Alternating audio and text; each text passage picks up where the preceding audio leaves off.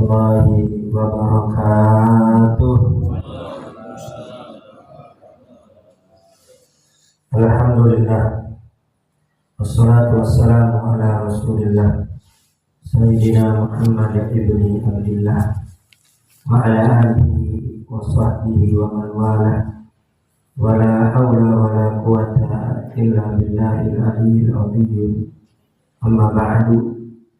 Yang saya hormati para orang tua, para sesepuh, para asatidzah, Al-Mukarram Ustaz Nur Zaman, Al-Mukarram Ustaz Ja'far, Al-Mukarram Ustaz Al-Hadi Eko, dan segenap pengurus PKM Masjid Nurul Huda.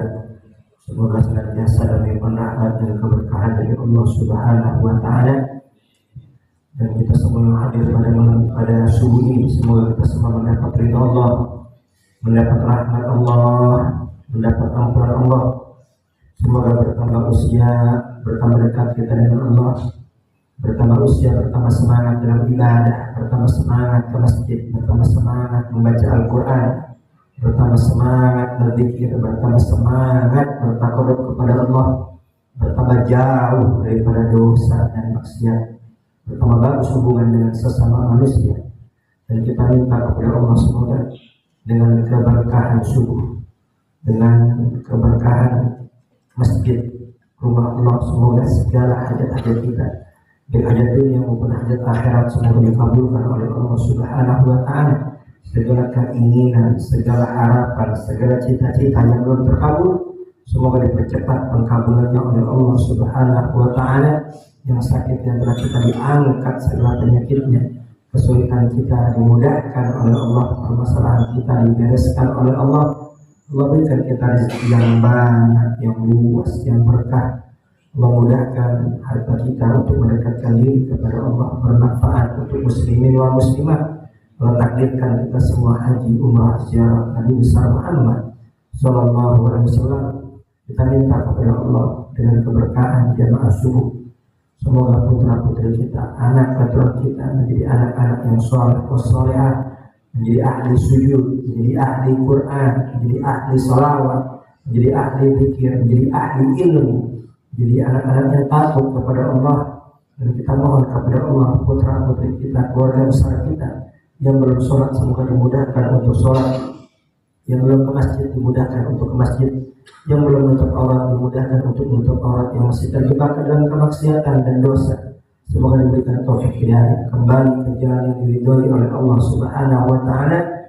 Dan semoga duduknya kita pada subuh ini Allah catat sebagai amal soleh yang memudahkan kita untuk masuk ke dalam surga ya Allah, amin Allahumma amin. Sebelum kita mulai taklim kita, terlebih dahulu kita baca Fatihah untuk mualif kita dan untuk guru-guru kita yang sudah mendahului kita. Al-Fatihah lillahi Nabi Abdullah bin Al-Haddad bin Umar bin Al-Atas bin Muhammad bin Ahmad bin As-Salfatah bin Ahmad bin As-Salfatah bin Saleh bin Musa Hamid bin Mukardas bin Muhammad bin Ali bin As-Salmati wa bin Abdul Qadir As-Sigaf bin Ustaz bin Syarif wa bin Hasan bin Ma'dan bin Husain bin Al-Muqaddid bin Abdullah bin As-Salfatah bin Ali bin Abraham bin Ali bin Muhammad bin As-Salmati wal Imam bin As-Syafi'i wa Ahmad bin Musa bin Najib wa Sa'id bin Muhammad bin Tahir Idrus wa Sahibul Musa'id Sahibul Qadar al-Jilani wa Qayy Hasan Ash'ari Khalid al-Bakalan As'ad Samsul Arifin wa Qayy Haji Nur Ali wa Qayy Hasan Jabbas wa Qayy Hamid Pasuran wa Qayy Ahmad Qusayri wa Qayy Syafi Hadani wa Qayy Nur Ali wa Qayy Haji Sofan Nidawi wa Qayy Haji Syabal Amsir wa Qayy Fakhrul Ishaq wa bin Ja'far bin Sakhar Sadaqah bi Abdullah bin Al-Gharib al-Faqih bi Ja'far bin Sakhar Sadaqah Muhammad bin Jalal bin Ahmad bin Talaqqas wa bin Awliya wa Al-Taf wa Al-Amjad wa Al-Taf Syaibat bin Awliya fi hadzal bab dari masyayikh ahli-jihad bi barakati Allah wa asrar min an naj'alna min muttaqin athabitina ala al-qalbi al-qayyim wa fi suhbati rasul karim dakhila fi hizbi ahli al-muflihin وثبت قلوبنا وألسنتنا على ذكره ومحبة صلح الأحوال تقبلنا أعمال ودخلنا من أهل الرجال Tulari abaina ma'atina jidalinatina ala kulli jila'adat Nabi Muhammadin. Selesai Al-Fatihah. Bismillahirrahmanirrahim. Alhamdulillahirabbil alamin arrahmanir rahim maliki yaumiddin. Iyyaka na'budu wa iyyaka nasta'in. Ihdinas siratal mustaqim. Shiratal ladzina an'amta 'alaihim ghairil maghdubi 'alaihim waladdallin. Amin. Kemudian Fatihah yang kedua kita niatkan untuk para pendiri serta ketua Yayasan Nurul Huda, para guru, para sesepuh, para orang tua serta jamaah Masjid Nurul Huda yang sudah kembali kepada Allah Subhanahu wa taala. Semoga diterangi kuburnya, diterima amal solehnya, diampuni segala dosa-dosanya, dan kepada para donatur, segenap para donatur dan dermawan serta yang meluangkan waktu, tenaga, pikiran, juga harta demi kemajuan, kesejahteraan dan kemakmuran Masjid Nurul Huda. Semoga rezekinya dilancarkan oleh Allah, diberkahi oleh Allah, semua hajat-hajatnya dikabulkan oleh Allah Subhanahu wa taala. Wa marhum Haji Marmono bin Haji Muhammad Idris, almarhum Haji Alpini binti Kromo Santoro, almarhum Haji Harsan bin Salam Prawira Kromo, almarhum Haji Suhartini binti Haji Sukim wa Nahdatin Nabi Muhammadin sallallahu alaihi Fatihah. Bismillahirrahmanirrahim. Iya, alhamdulillah, iya, Bismillah, Bismillah, Bismillah. Suratul Ladzina an'amta 'alaihim ghairil maghdubi 'alaihim waladdallin. Al-Fatihah ketiga kita hadiahkan kepada para pahlawan kemerdekaan Indonesia. Semoga para pahlawan kita, para mujahidin kita, para syuhada kita diterima amal solehnya, diampuni dosa-dosanya, diterangi kuburnya dan dijadikan kuburnya raudhah min riyadil jannah. Wa yakun sesuai hadratin Nabi Muhammadin sallallahu alaihi wasallam. Al-Fatihah.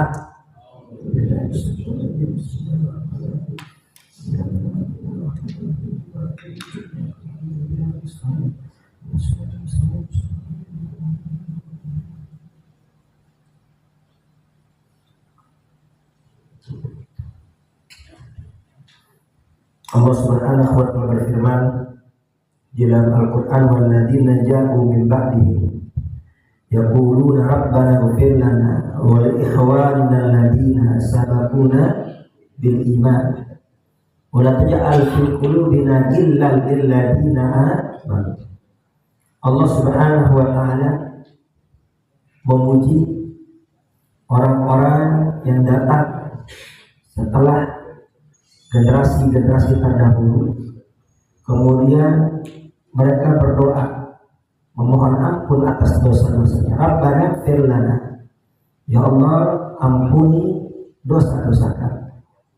Maka dari itu Nabi besar Muhammad SAW bersabda, tuba liman wajada fi sahifati istighfar katsira.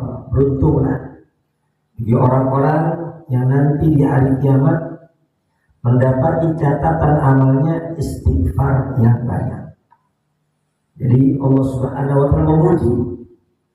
Siapa yang dipuji oleh Allah? Orang-orang yang ingat atas dosanya, orang-orang yang ingat atas kekurangannya, orang-orang yang ingat atas kesalahannya, orang-orang yang sadar dirinya kurang sehingga dia minta ampun kepada Allah Subhanahu wa ta'ala. Ini adalah orang-orang yang beruntung, orang-orang yang dipuji oleh Allah Subhanahu wa ta'ala. Bahkan Allah berfirman dalam ayat yang lain, innallaha yuhibbut tawwabina wa yuhibbul mutatahhirin. Sesungguhnya Allah mencintai, Allah suka, Allah ridho kepada orang-orang yang senantiasa tawwabina. Ini tawwab bukan sekadar taubat sekali dua kali, tidak, tapi tawwab orang yang senantiasa bertaubat. Wa yuhibbul mutatahhirin, dan Allah mencintai orang yang senantiasa bersuci. Dia batal, dia berwudu lagi, batal, berwudu lagi, batal, berwudu lagi. Jadi Allah Subhanahu wa ta'ala sangat cinta, sangat suka terhadap orang-orang yang senantiasa bertobat kepada Allah. Maka dari itu jangan pernah putus asa dari bertobat. Dosa kita banyak, tapi ketahuilah ampunan Allah jauh lebih banyak. Dosa kita besar, tapi ketahuilah ampunan Allah jauh lebih besar. La taqnatu min rahmatillah. Jangan pernah putus asa dari rahmat Allah. Jangan sampai kita berkata dosa saya banyak, seperti tidak diampuni oleh Allah. Dosa saya begitu besar, sepertinya tobat saya tidak akan diterima oleh Allah. Ketahuilah, ini adalah orang-orang yang sudah ditipu oleh iblis. Ketahuilah rahmat Allah, ampunan Allah itu sangat-sangat besar bagi hamba-hambanya. Maka itu jangan pernah bosan-bosan bertobat selagi masih terus-menerus berbuat dosa dan maksiat. Karena nggak ada orang-orang biasa yang tidak berbuat dosa, nggak ada. Jadi kita nggak usah ada cita-cita maksum, karena kita bukan nabi. Selama dia bukan nabi, selama dia bukan rasul, setinggi apapun ilmunya, sebanyak apapun ibadahnya, pasti dia nggak luput dari dosa, dia nggak luput dari kesalahan.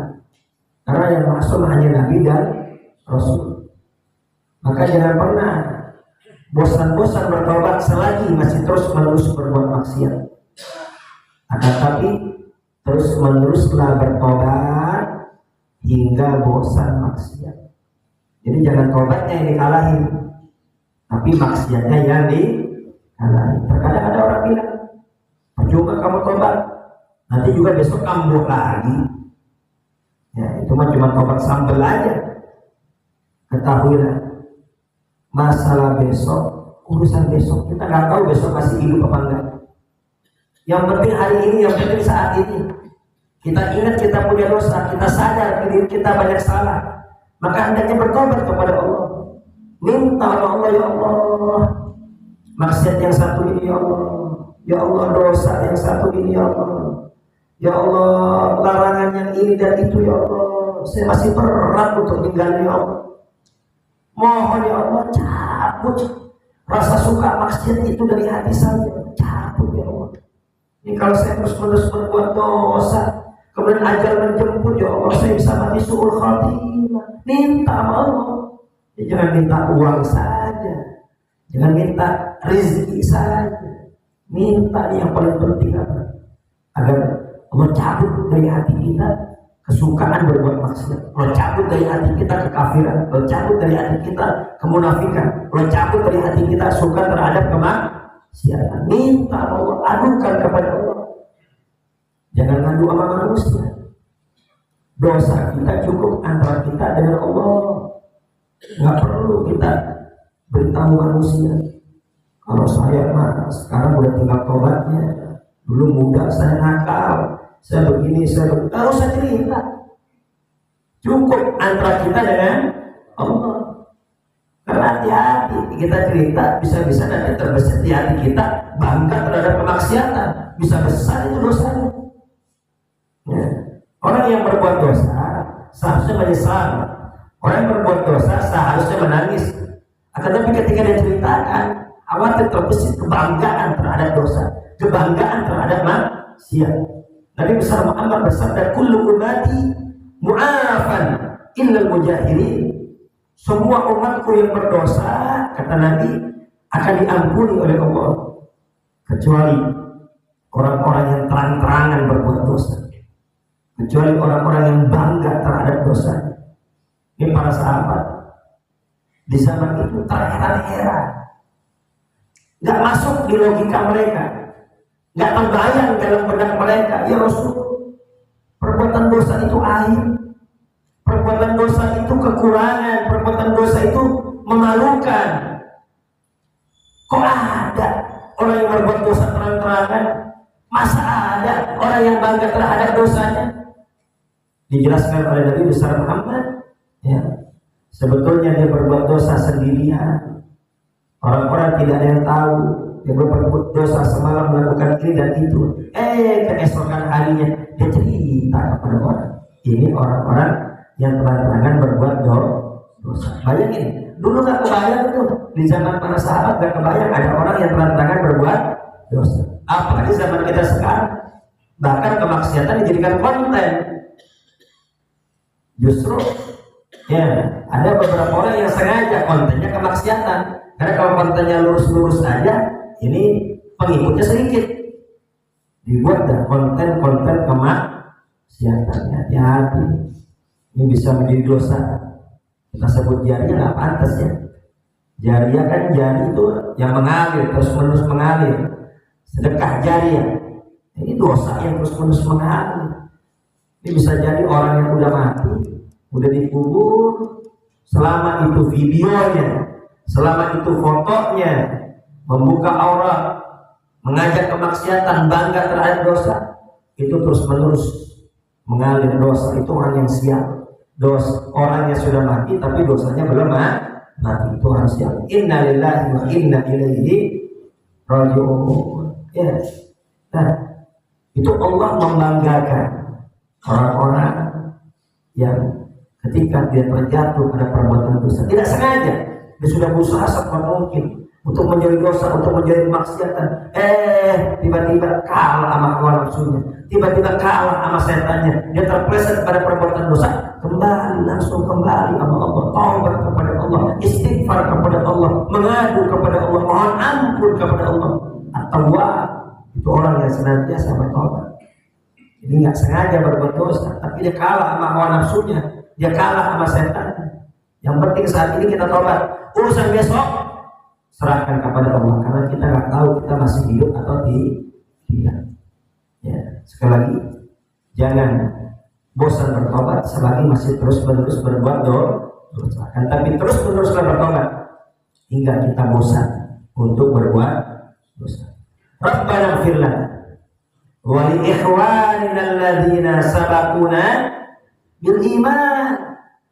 Dan Allah memuji orang-orang yang memohon ampun atas orang-orang yang sudah wafat terdahulu dalam keadaan beriman. Jadi Allah memuji orang-orang yang ingat dosanya, dan dia juga ingat orang tuanya sudah wafat, guru-gurunya sudah wafat, teman-temannya sudah wafat, tetangganya banyak yang wafat, ya sahabat-sahabatnya banyak yang sudah kembali kepada Allah. Dia mintakan ampun kepada Allah Subhanahu wa ta'ala. Ya, itu ada sebuah riwayat dari sahabat tertujuan lil walidaini yudayyikul aisha dan walad, lupa doa kepada orang tua itu bisa membuat sempit kehidupan rezeki orang tersebut. Jadi barang siapa yang kerja gagal terus, ya kerja di sini ditolak, kerja di situ ditolak, usaha ini gagal, usaha itu gagal, coba koreksi. Kapan terakhir ziarah orang tua? Ya, memang kita kirim dari sini nyampe, kita bacakan istighfar nyampe, kita kirimkan doa nyampe. Tapi kalau ziarah, kita ziarah itu beda. Bagaikan orang hidup dikunjungi oleh anak gembira mereka kalau dikunjungi. Bahkan mereka membanggakan kepada para tetangganya. Ya, di alam kubur ini anak saya. Apalagi kalau kita datang, kita kirimin juga tuh semua penghuni kubur yang ada di situ.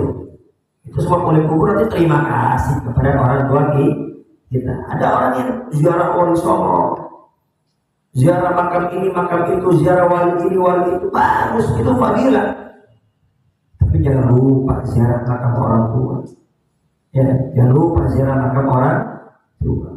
Itu ada Al-Qamar, sahabat Nabi besar Muhammad SAW, muridnya Nabi besar Muhammad. Kira-kira ada nggak sekarang guru yang lebih hebat dibanding Nabi Muhammad? Ada nggak? Habib manapun nggak ada yang lebih hebat dibanding Nabi besar Muhammad.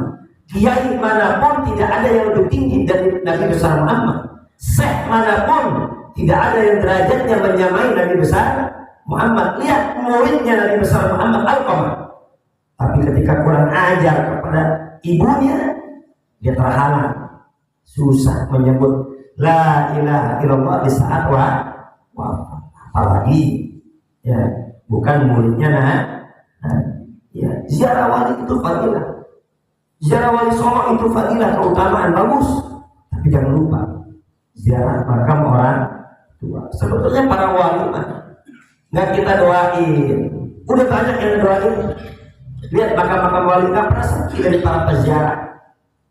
Ya, itulah kehebatan mereka. Mereka sudah wafat, tapi tapi masih bisa ngajak orang untuk ingat Allah. Udah wafat, tapi masih bisa ngajak orang ingat Allah. Kita lihat kalau ziarah Wali Songo, nggak ada tuh makam Wali Songo. Ya, kalau kita datang makam Wali, ada yang baca la ilaha illallah, ada yang baca istighfar, ada yang baca sholat, ada yang baca Al-Quran. Bahkan di luar itu banyak yang berdagang. Lihat, udah wafat, tapi masih bisa menjadi sebab rezeki orang-orang. Udah wafat, tapi masih bisa ngajak orang untuk ingat sama Allah. Nah, kita masih hidup, ngajak orang ngaji susah kan? Ini kita masih hidup padahal. Nah, ajak kumpulin orang ngaji susah. Lihat mereka sudah wafat, tapi masih bisa kumpulin orang ngaji. Ya, para wali nggak butuh doa kita, udah banyak yang doa kita. Tapi orang tua kita, kalau bukan kita yang ziarah, siapa yang ziarah? Kira-kira orang tua kita nih, kalau bukan kita yang ziarah, kira-kira ada yang ziarah nggak? Agak. Ya, jadi ziarah makam orang tua jangan setahun sekali. Ini setahun sekali. Ya, ini sering kali kita. Kalau ke Budi Dharma tuh, kalau udah mau Ramadan kan macet, betul nggak? Tuh, saya perlu lagi ziarah makam nenek saya, ada orang mondar mandir aja tuh. Ya, saya tanya kenapa kok? Kayak dari tadi mondar mandir aja. Iya, saya nyari makam bapak saya nggak ketemu. Oh, saking seringnya ziarah tuh, saking seringnya ziarah. Saya bilang pindah kali. Ya, saking seringnya ziarah, sampai makam orang tua nggak tahu ya. Ya Allah. Ya, jadi jangan lupa setiap habis sholat baca istighfar untuk orang tua kita yang sudah wafat, untuk para guru-guru kita yang sudah wafat, untuk teman-teman kita yang sudah wafat, ya bacain istighfar. Ya, nggak perlu 100 kali, cukup 3 kali, atau 7 kali, atau 11 kali. Kira-kira mudah apa tidak? Mudah. Kalau saya suruh 1000 kan berat. Tapi kalau 3 kali, atau 7 kali, atau 11 kali, ya semua pasti bisa. Jangan lupa baca Fatihah untuk orang tua. Ya, setiap habis sholat 3 kali sudah cukup. Baca istighfar 3 kali, baca Fatihah 3 kali, doa. Ya Allah, saya hadiahkan istighfar ini, saya hadiahkan Fatihah ini untuk orang tua saya fulan bin fulan, fulan bin fulan. Sebut guru-guru juga, fulan bin fulan, fulan bin fulan, fulan bin fulan. Ya, doa. Ya, semoga disampaikan oleh Allah. Bagus-bagus. Ini ada amalan Fatihah 100 kali. Ya.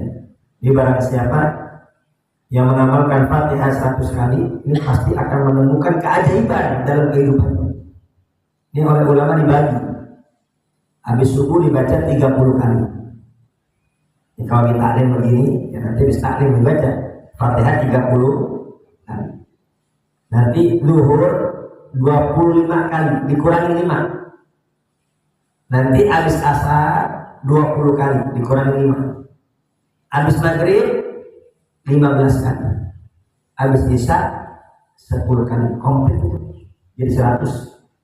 Kalau zuhur kita lupa baca, maka qadha di asar. Asar lupa baca, qadha di maghrib. Maghrib lupa baca, gabungin di isya. Nah, itu kita bisa baca Fatihah 100 kali sehari, itu pasti akan menemukan keajaiban dalam kehidupannya. Pasti akan mendapat pertolongan dari Allah Subhanahu wa ta'ala. Allah memuji orang-orang yang minta ampun atas dosanya dan minta ampun atas dosa-dosa para pendahulunya. Kemudian apa? Wala taj'al fi qulubina ghillan lil ladzina amanu. Minta ya Allah, jangan kau jadikan di hati kami ada ghil, ada kebencian, ada kedengkian terhadap sesama orang-orang beriman. Gak boleh ada kebencian terhadap sesama orang beriman. Jadi kalau ada dendam sama tetangga, dendam sama saudara, ada dengki, ada hasud, ada sombong, cepat-cepat bersih. Kenapa? Sebanyak apapun ibadah kita, sebanyak apapun ketaatan kita, sebanyak apapun bacaan Quran kita, tapi kalau hati kita kotor, hati kita busuk, maka sampai kapanpun kita nggak bisa dekat dengan Allah. Itu namanya hati yang junub. Kata Syekh Ibnu Athaillah As-Sakandari, ya, hati yang kotor diibaratkan seperti hati yang junub. Orang yang junub boleh nggak masuk masjid? Nggak boleh. Mandi dulu dia. Kalau junub nggak boleh masuk masjid. Demikian pula orang yang hatinya junub dipenuhi dengan penyakit-penyakit hati, nggak bisa ya mendekatkan diri kepada Allah Subhanahu wa Ta'ala. Maka itu yang ada di surga semua adalah orang-orang yang hatinya bersih. Itu yang menyebabkan orang disiksa di neraka, bukan penyakit zahir. Kenapa kamu ada di neraka? Jantung. Kenapa ada di neraka? Asam urat. Nggak ada. Kenapa di neraka? Karena ada penyakit hati. Sampai mati, ini penyakit hati belum dihapus ini. Ya, masih ada iri, masih ada dengki. Surga tempat yang bersih. Orang kotor nggak bisa masuk. Cuci dulu di neraka. Dan penyakit hati yang paling berat adalah kekafiran, kesyirikan kepada Allah Subhanahu wa Ta'ala. Shallu ala Muhammad. Jadi sekali lagi, tak boleh ada kebencian terhadap sesama orang beriman. Kita lihat, ya ini bertepatan dengan huruf RI yang ke-80. Ya, ini negara kita, ya Allah. Ratusan tahun dijajah. Kenapa kok bisa begitu lama dijajah? Ya dikarenakan satu sama lain itu bermusuhan. Satu sama lain tidak kompak. Satu sama lain mudah dipecah. Satu sama lain mudah dikotak-kotakan. Sehingga apa? Terus-menerus dijajah oleh orang-orang kafir. Inna lillahi wa inna ilaihi raji'un. Maka itu, ayo kita kembali kepada Al-Quran. Gak boleh ada di hati kita kebencian, kedengkian terhadap sesama orang beriman. Ya. Jadi itu yadullahi ma'al jamaah. Pertolongan Allah ada ketika kita bersatu. Pertolongan Allah ada ketika kita rukun. Pertolongan Allah ada ketika kita itu nggak bisa dikotak-kotakan, maka akan datang pertolongan Allah. Jadi seberat apapun musuh, kalau kita dapat pertolongan Allah, maka jadi mudah. Ya. Sedahsyat apapun musuh kita, tapi kalau kita dapat pertolongan Allah, maka akan lebih ringan. Maka dari itu, ya lihat sholatul khauf. Ada sholat dalam keadaan perang. Bayangin, perang pun nyawa taruhannya, sholat gak gugur. Apalagi cuma hajatan doang. Ya, kenapa gak sholat? Lagi hajatan. Nah, ya sayang, jangankan hajatan, perang aja sholat gak gugur. Bahkan terkadang nyuruh lagi. Udah gak usah sholat dulu. Sekali-kali seumur hidup gak sholat gak apa-apa. Hati-hati. Ini ya kita bikin hajatan, ya nikah sekali seumur hidup. Jangan sampai gak sholat.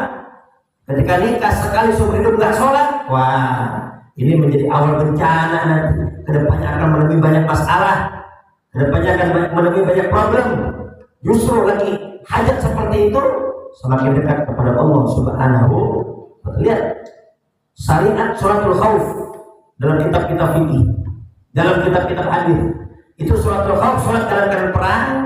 Itu sholatnya bukan sendiri-sendiri, tapi sholatnya berjamaah. Dibikin dua shaf. Shaf pertama sholat ikut Nabi, shaf kedua berjaga-jaga secara bergantian. Itu diatur ya tata cara sholatnya. Kenapa kok tetap jamaah? Nah, yang bisa diambil pelajaran di sini dengan jamaah, ya ini menyatukan hati kita. Sholat jamaah ini menyatukan hati kita, simbol. Jangan ada yang merasa lebih pintar sendiri. Jangan ada yang merasa lebih hebat sendiri kemudian memisahkan diri. Nggak boleh. Harus ikut jamaah. Ya, jadi pendapat yang bagus itu pendapat mayoritas. Kalau udah jalannya sendirian, wah udah nggak benar berarti. Ya, makanya Nabi Muhammad bersabda, "Idza ra'aitumul ikhtilafa fa'alaikum bis-sawadil aqdam." Kalau kalian melihat ada ikhtilaf, yang ini A, yang ini B, yang ini merah, yang ini hijau. Nah, yang mana yang benar nih? Fa'alaikum bis-sawadil aqdam. Kita lihat di mana mayoritas ulamanya, di mana mayoritas kiainya, di mana mayoritas syekhnya, di mana mayoritas habaibnya. Itu mayoritas pasti benar. Fa'alaikum bis-sawadil aqdam. Jadi sholat jamaah itu simbol, nggak boleh kita memisahkan diri. Kenapa kok dari sholatul khauf, sholat perang tetap berjamaah? Karena dengan jamaah menyatukan hati, dan dengan jamaah juga memancing pertolongan Allah Subhanahu wa ta'ala. Shallu ala Muhammad. Dan sekarang pola-pola itu ini akan diterapkan lagi nih. Ya, pola-pola untuk memecah belah kita ini sedang sangat masif ini. Kita ini sedang dikotak-kotakan lagi, dibilang apa? Oh, ini ulama Nusantara, itu ulama pendatang. Ada nggak yang begitu? Ada. Oh, ini pribumi, ini non pribumi. Hati-hati ini. Ya, ini memecah belah. Al-Muslim akhul Muslim. Sesama umat Islam itu saudara. Apapun sukunya, apapun bahasanya, apapun negerinya, apapun organisasinya, apapun madhabnya, apapun majelis taklimnya, selama dia Islam, dia saudara kita. Ya, nggak boleh ada kebencian. Jadi Pak, jadi Bu, siapapun orang yang ngajak kita bermusuhan, jangan ikutin. Setinggi apapun ilmunya ngajak kita bermusuhan, jangan ditaatin. Itu setan namanya. Innama yuridu syaitan an yuqi'a bainakumul adawah wal baghdha. Itu tujuan setan apa? Bikin kita bermusuhan, bikin kita saling membenci. Ya, kita lihat itu orang-orang Ansor, banyak orang-orang Ansor yang menjadi ulama, banyak orang-orang Ansor yang menjadi orang hebat. Kenapa? Itu orang-orang Madinah akhirnya banyak tumbuh jadi ulama, banyak tumbuh jadi tokoh. Kenapa? Dikarenakan di hati mereka tidak ada deal terhadap para pendatang. Siapa? Muhajirin. Ya, orang-orang Muhajirin, orang Mekah. Ketika hijrah ke Madinah, itu disambut baik. Tidak ada, oh ini pribumi, itu non pribumi. Oh itu pendatang, kita orang asli, tidak ada. Tidak ada deal. Ya. Akan tapi dikuatkan dengan iman, disatukan dengan Islam. Tuhannya sama, nabinya sama, Qur'annya sama, kiblatnya sama, cari yang sama, jangan cari yang beda. Ya, dikarenakan tidak ada deal terhadap para pendatang, akhirnya apa? Kalau jadikan anak-anak mereka banyak jadi ulama. Kita lihat para pendahulu kita di Nusantara, banyak bermunculan kiai-kiai hebat, banyak bermunculan syekh-syekh hebat. Itu Syekh Nawawi Banten. Ya. Orang Indonesia, orang Banten, tapi bisa jadi guru besar di kota Mekah.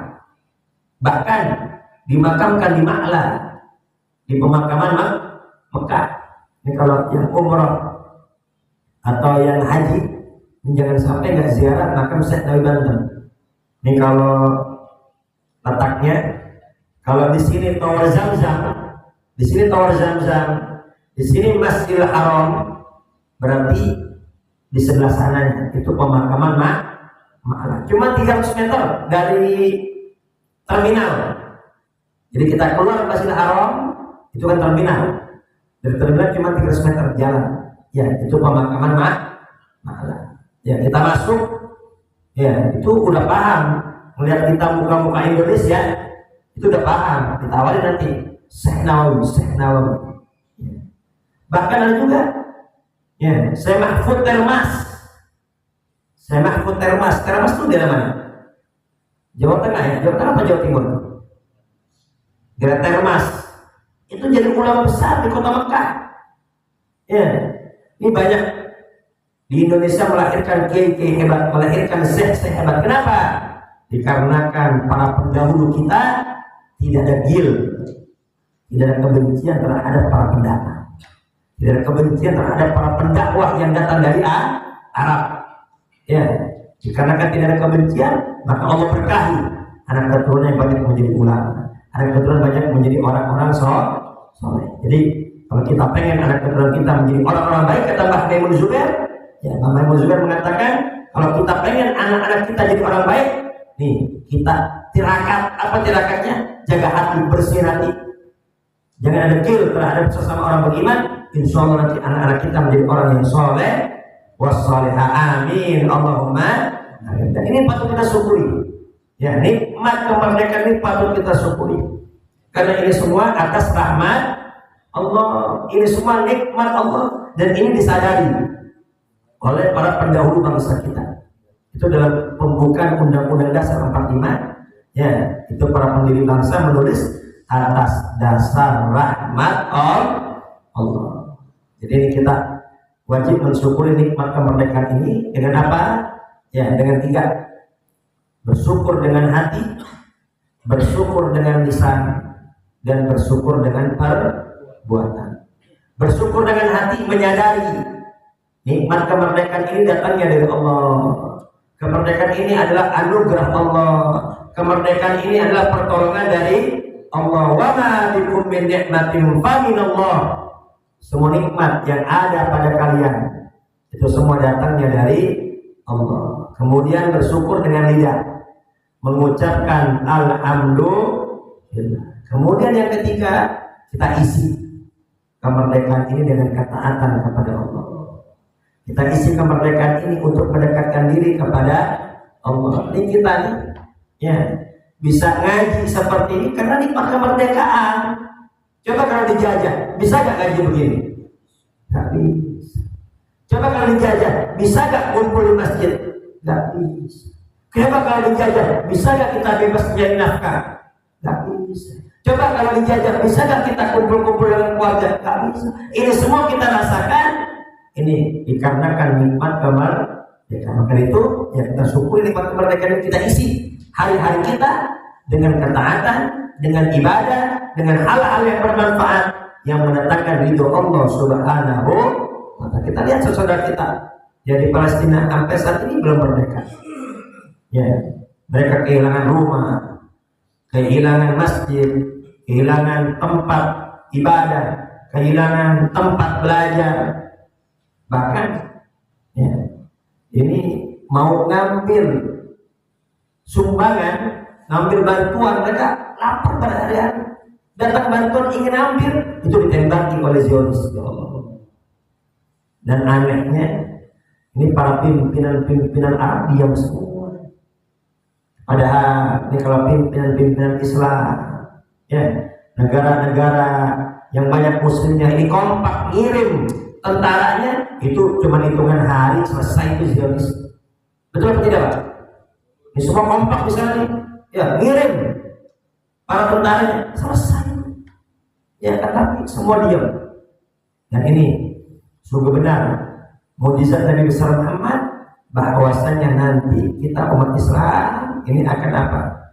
Akan menjadi permainan orang-orang kafir. Bagaikan apa? Makanan yang ada di meja. Makanan yang ada di meja, ya udah, cuma jadi santapan. Tinggal jadi santapan orang-orang kan? Itu sahabat-sahabat nanya, ya Rasulullah, kenapa kok di saat itu umat Islam lemah, umat Islam dibantai, umat Islam itu direndahkan? Apakah mereka sedikit? Apakah enggak? Mereka banyak. Kenapa Pak? Gusa Israel. Mereka banyak tapi seperti buih yang ada di lautan. Banyak, ya, tetapi tidak berarti. Banyak tapi tidak bermanfaat. Kenapa? Karena tidak mau. Padahal, ya, yang pertama kali mengakui kemerdekaan Republik Indonesia itu orang Palestina. Itu ulama Palestina menggerakkan dunia, ya, untuk mengakui kemerdekaan Republik Indonesia. Sallu ala Muhammad. Maka itu tadi nih, kita bersatu, kita jangan mau dikotak-kotakan, kita jangan mau dipecah-pecahkan, agar apa? Agar kita tetap merdeka. Dan yang paling penting, ini kita bukan hanya merdeka dari penjajah, tapi kita juga harus merdeka dari setan. Kita juga harus merdeka dari hawa nafsu kita. Ya, barang siapa yang masih belum sholat berarti masih terjajah sama setan. Barang siapa yang masih belum ke masjid berarti masih terjajah sama hawa nafsunya. Barang siapa yang masih terjerat pinjol, masih terjerat riba, masih terjerat yang haram, masih terjerat judi, masih terjerat minum-minuman, masih terjerat wanita klub-klub malam, berarti dia masih terjajah sama setan, masih terjajah sama hawa nafsu. Ya, para pendahulu kita terjajah sama Belanda, terjajah sama Jepang, terjajah sama Inggris, terjajah sama Portugis. Mereka mengangkat senjata melawan, gugur, kalah, syahid, Pak. Mereka melawan penjajah terdahulu, kalah, syahid. Tapi kalau kita saat ini, kita kalah dijajah sama setan, kita kalah dijajah sama hawa nafsu, kita kalah neraka. Ya, kalau kita kalah, kita neraka. Nah, kita minta maaf. Ya, semoga kita benar-benar menjadi orang yang merdeka, bisa mengisi kemerdekaan ini dengan ketaatan kepada Allah Subhanahu wa ta'ala. Wallahu a'lam. Al-Fatihah.